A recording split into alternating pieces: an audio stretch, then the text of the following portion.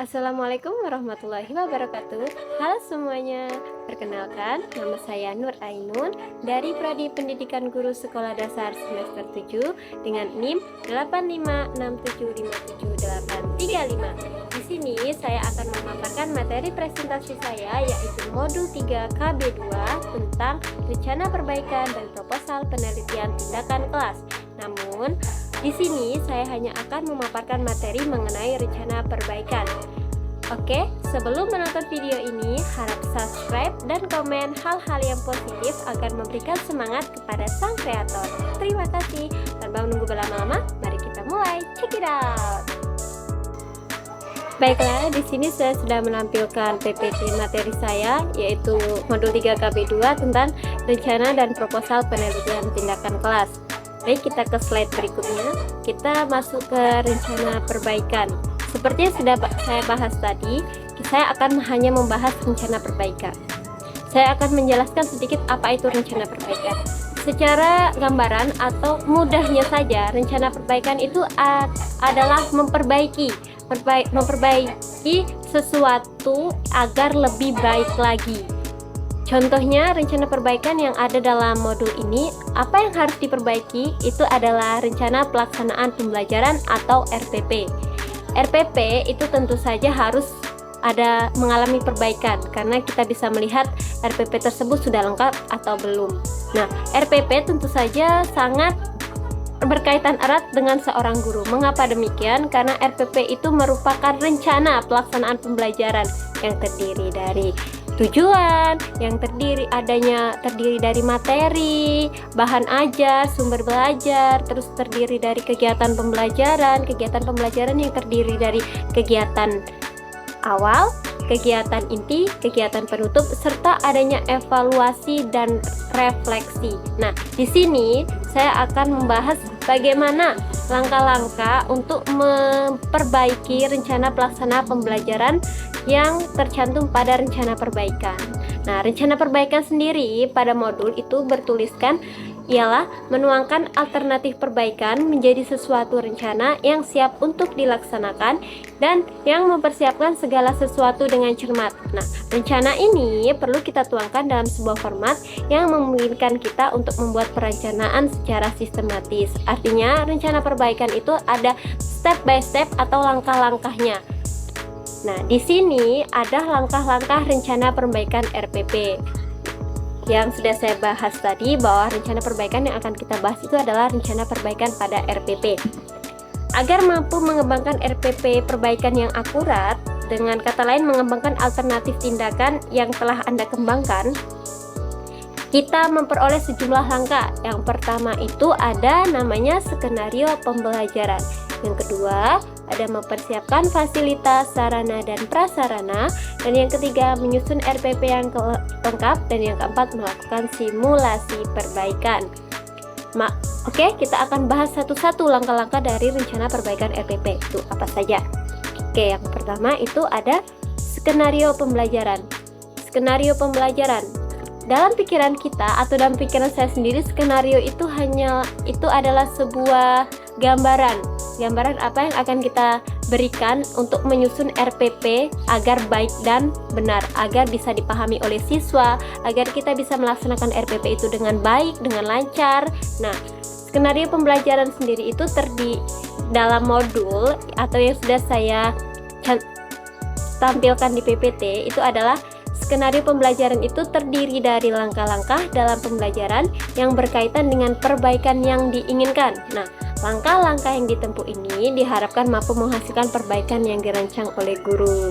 Nah, seperti yang sudah saya katakan lagi, bahwa skenario itu adalah gambaran langkah-langkah apa yang harus kita tempuh yang diharapkan mampu menghasilkan perbaikan RPP yang dirancang oleh guru agar RPP tersebut bisa baik, seperti itu.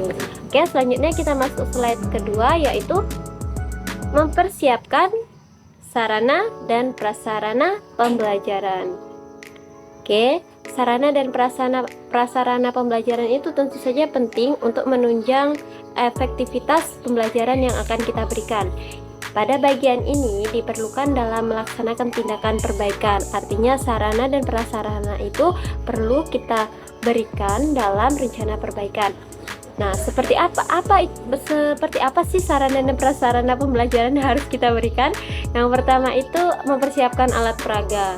Terus tuh ada sarana dan prasarana pembelajaran juga dapat berupa ruang diskusi, meja, kursi, dan hal lainnya sesuai dengan tuntunan skenario pembelajaran.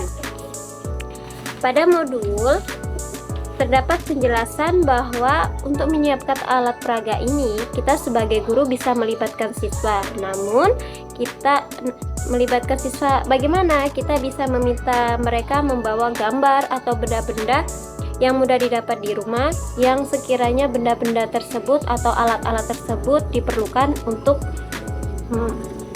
rencana pelaksanaan pembelajaran. Oke, yang selanjutnya itu ada menyusun RPP yang lengkap.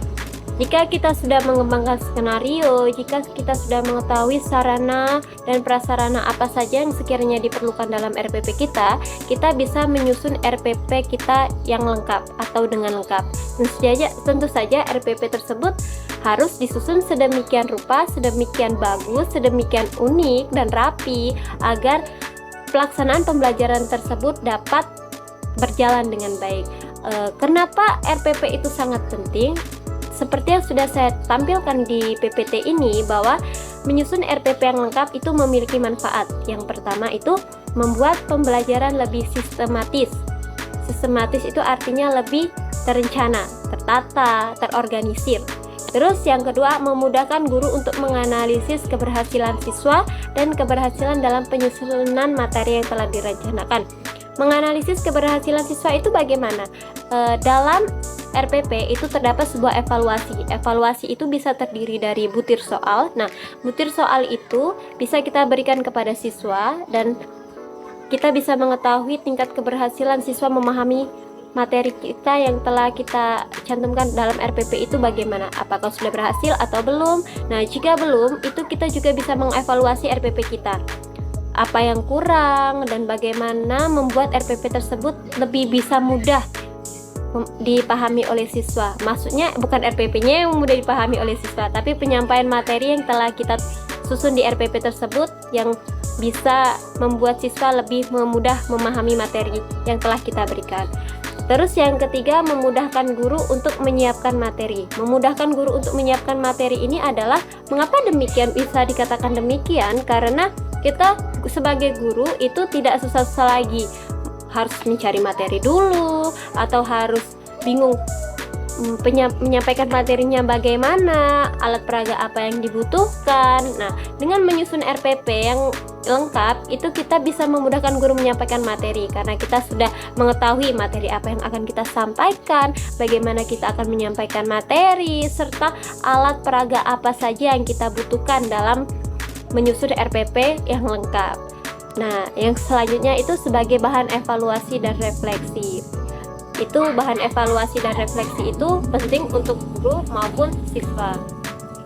Oke, ini adalah langkah-langkahnya. Yang terakhir, langkah-langkah dalam menyusun perbaikan RPP adalah mensimulasikan rencana perbaikan.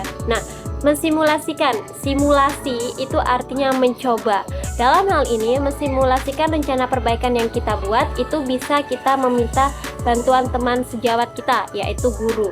Nah, teman sejawat kita ini bisa kita suruh atau bisa kita minta untuk menjadi seorang murid atau seorang murid misalnya. Nah, untuk bisa kita mensimulasikan rencana perbaikan kita. Jika kita meminta bantuan oleh guru atau teman sejawat kita, itu kita bisa dengan mudah untuk mendapatkan masukan tentang apa kurangnya RPP kita ini dan apa yang perlu kita tambahkan, seperti itu. Namun jika kita malu-malu untuk meminta bantuan kepada teman sejawat, kita bisa juga mendemonstrasikannya sendiri. Bagaimana? Yaitu dengan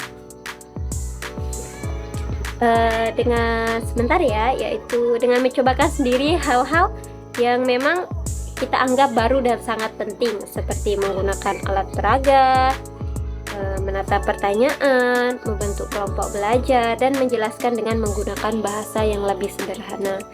Mensimulasikan itu memang terdengar sedikit bermain-main, tetapi hal ini bermanfaat karena kita bisa mengetahui kekurangan dan kelebihan RPP yang kita buat. Begitu. Oke, kita masuk slide berikutnya, yaitu ada menentukan dan mempersiapkan prosedur dan instrumen pengumpulan data. Oke, menentukan dan mempersiapkan prosedur dan instrumen pengumpulan data ini terdapat pada slide berikutnya. Apa itu menentukan dan mempersiapkan prosedur dan instrumen pengumpulan data?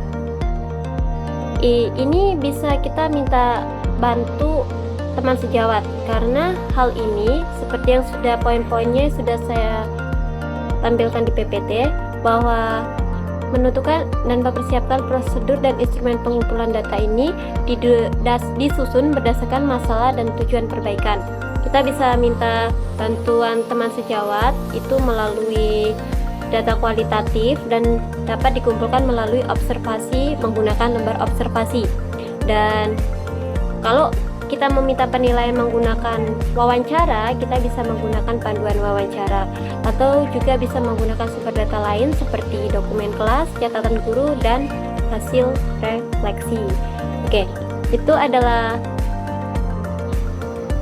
demikian poin-poin yang bisa saya sampaikan mengenai rencana perbaikan yang terdapat dalam modul 3KB2.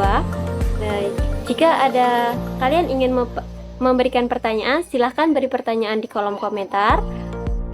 Terima kasih, mungkin itu saja pemaparan materi saya. Selanjutnya laporan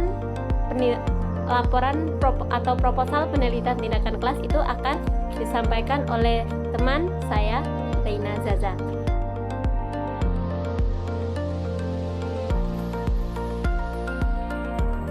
Assalamualaikum warahmatullahi wabarakatuh. Perkenalkan, nama saya Reina Zaza Ogaden dengan NIM 856757788 dari Fakultas Keguruan Ilmu Pendidikan, Prodi S1 PJSD. Pada hari ini saya akan membahas tentang proposal PTK.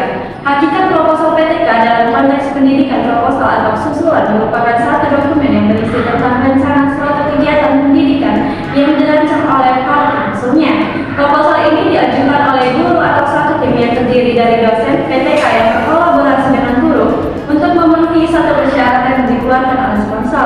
Kedua, format proposal PTK. Substansi proposal penelitian pada dasarnya terdiri dari 4 komponen. Pertama, pendahuluan yang berisi latar belakang masalah. Kedua, masalah, tujuan dan manfaat penelitian. Ketiga, kerangka teoritis. Keempat, metode penelitian. Proposal PTK mempunyai ciri khas yang membedakan dengan proposal penelitian biasa. Substansi proposal PTK tidak jauh berbeda dari substansi penelitian non PTK. Format proposal PTK: 1. Tujuan penelitian, 2. Bidang kajian, 3. Latar belakang masalah, 4. Diagnosis, 5. Rumusan masalah, 6. Tujuan penelitian, 7. Manfaat hasil penelitian, 8. Kajian pustaka, 9. Kerangka berpikir hipotesis tindakan, 10. Rencana dan prosedur penelitian, 11. Jadwal penelitian, 12. Biaya penelitian, 13. Personalia penelitian, 14. Daftar pustaka, 15. Lampiran-lampiran. Lampiran tersebut terdiri dari 4 diantaranya: 1. Instrumen penelitian, 2. CV semua penelitian, 3. Surat keterangan ketua limit, 4. Surat keterangan